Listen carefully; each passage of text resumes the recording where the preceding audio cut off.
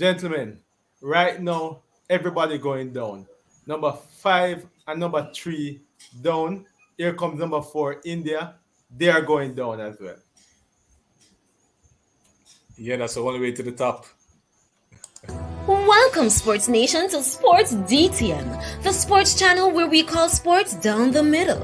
You can expect the latest in sports news, views, and reviews from our resident analysts. No sports topic is too controversial, and no team or player is above criticism. So just smash that subscribe button and ring that notification bell to make sure you don't miss out on our balanced offering of riveting sports content. And don't forget to like, share, and leave a comment below. Welcome to Sports DTM. Greetings, Sports DTM fans, and welcome to another episode of Sports Down the Middle, your channel of undiluted sports content. Today we have Ray, Adrian, and I will be talking about the upcoming match between the West Indies women and the Indian women, the most excited team around the block right now. Adrian, how you feel about this matchup? Exciting. The most exciting team at the moment in the West Indies and even in the Women's World Cup. Ray, how you feel? Boy, I'm over the moon with it because the level of performance from the girls so far, it have me buzzing and beaming and expecting great things. And it's a good opposition, so let's see what happens. So, of course, West Indies will face India in their next upcoming match. West Indies ranked 7th, and based on how they're playing, I don't know if that number really matters at the moment.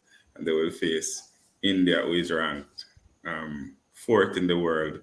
In terms of matchup, these teams, India versus West Indies, the old familiar foes. Unfortunately for the West Indies, are the stats not looking good for them, Raymond? 15 wins for India, 4 for the West Indies, 19 matches overall. India have a highest score over this series of matches of 284. West Indies a little less, 183 for 9. Does this stats matter now, and especially the way the teams have been playing? Does it really matter? West Indies apparently is another team beating stick India this time around. Hell to the no, Kurt. Hell to the no. Right now in the World Cup, West Indies is one of the hottest team now and actually catching form at the right time, peaking at the right time. So this stats now is out the door and all to play for on the day.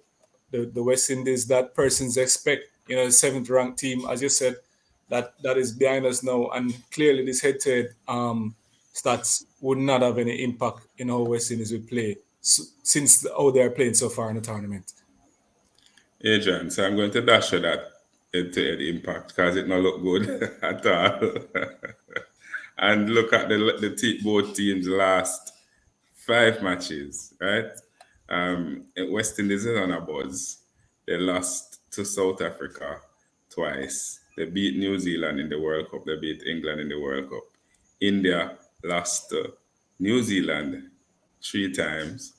They won, and then they beat Pakistan by 107 runs in the World Cup. So both teams, West Indies 2 losses and that famous tie match against South Africa, where Deandra Datin made 150 runs and South Africa was up against it. So if Ray never did mash up the game, they should have a double right here. So, but nonetheless, in the last match between the two teams, a warm-up match. I don't know if warm-up match count for anything, but India won that match by 81 runs. We're moving away from the head-to-head, looking at the actual matches, recent records. Does this push it in favor of the West Indies for you? Well, Kurt, certainly the West Indies are the farm team right now in this World Cup. Many people would have written off the West Indies as being underdog, but as number 5 New Zealand will tell you, and number 3 England will tell you, the West Indies are punching above their weight. Right, we can see where they're fired up for this tournament. They're showing that there are no minnows here and that they deserve putting on some superb performances, toppling over some of the bigger names and some of the bigger teams, and looking like they want to challenge for this trophy. So exciting times ahead, and right now the West Indies looks like the team coming in the game in form, and that nobody really wants to play at this time. Raymond, talking about the way they performed and listening to some of the comments by the players after the matches, most of them talking about being more confident after New Zealand and then having toppled the third ranked team. I mean, the confidence supposed to be sky high going into this match against India. Yeah, Kurt, no doubt, no doubt. The level of victory that they're having, they are nail biters, but yet still they're able to pull it out. So that speaks to the level of confidence within the team and chemistry and camaraderie. You just can almost expect great things from them. So if I mean, regardless what India puts up, I'm expecting West Indies to put up even better, because given the form that they're in, it's only up. If you ask me, it's really only up for them. Adrian, I know we all feel good that they won both matches, but going up against India, a team that they lost to in the warm up match, though it is a warm up match, there are certain things that we know we need to change, especially in the last match against England. The feeling was a little sloppy, and we can't take it for granted that because we win, that we can just continue doing that same thing. We drop a few catches. We need to fix those things going up against India. Yes, Kurt. The truth is that when you look at how the West Indies have performed, these wins, though very good, was down to a lot of grit and fight versus the West Indies totally dominating these matches. We saw that that three run victory versus New Zealand came down to a special over by DeAndre Dottin, telling her captain Stephanie Taylor to give her the ball and really performing some magic. We saw her coming back in the next match against England with a super catch, probably the catch of the tournament. We're calling it from now; it's a catch of the tournament, and we don't expect that to be beaten. But they won by 7 runs at a time when England, yes, that same catch right there, excellent catch, a catch of the tournament, which propelled them to win against England. But that also was not an easy win. They had to fight right to the very end, and at one point in time, England looked like they were actually going to just stroll away with it before some heroics from vice captain Anita Mohammed. And as such, the girls still have some work to do. They still have to be a little more consistent with the bat. We start well, then there's a fadeaway in the middle. Captain Stephanie Taylor didn't do too bad in the first match, but in the second match with the bat, that is, um, didn't really hasn't really fired as we know she can as yet. But she has been managing the rotation for her bowlers and the team, and they just need to be a lot tighter, especially in the field, not to give away some sloppy runs as well as some drop catches. Raymond, Adrian spoke about Taylor's performance or lack thereof with the bat, especially in the second match. And it is the first time, I think, in 2 years that she's making a score less than one. First time in 2 years she made ducks, right? She has been leading from the front in terms of decision making on the field, but certainly she needs to come to the party with the bat because that is her primary role in this team, to lead with the bat. Yeah, I totally agree, Kurt. She has not laid on anything significant in the tournament so far, but she's been an excellent captain. Good strategizing, setting up our field properly, utilization of the bowlers, as Adrian had said.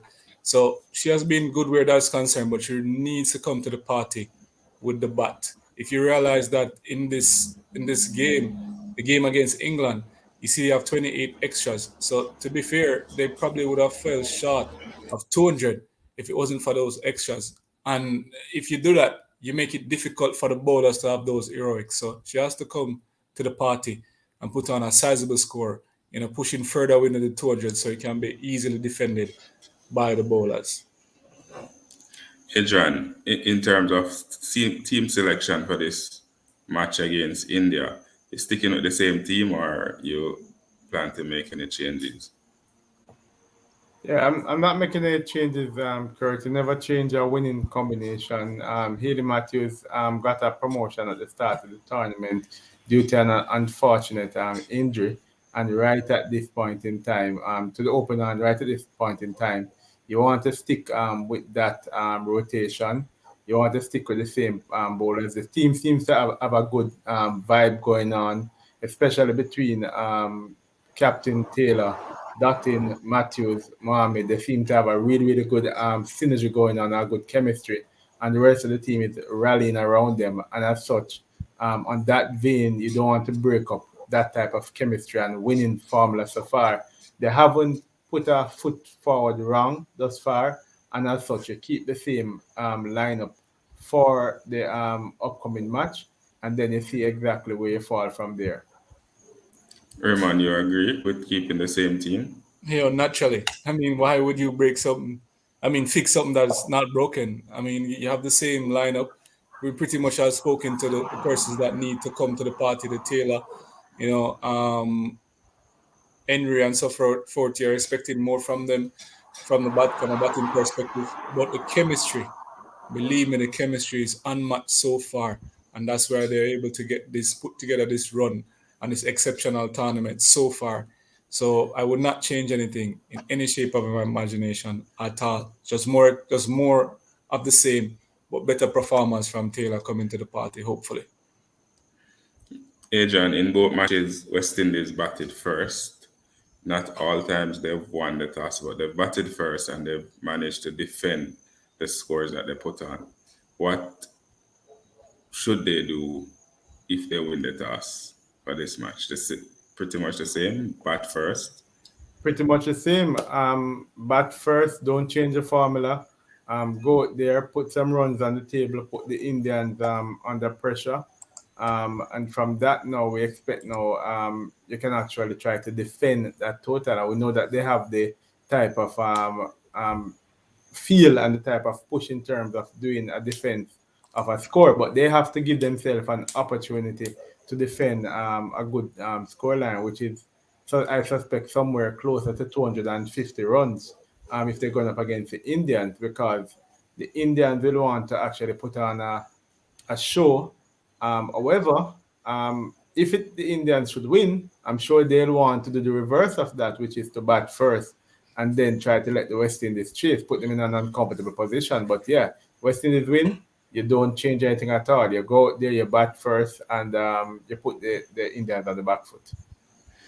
Quickly, Raymond, you agree with this? And who you think will be the game changer for the West Indies?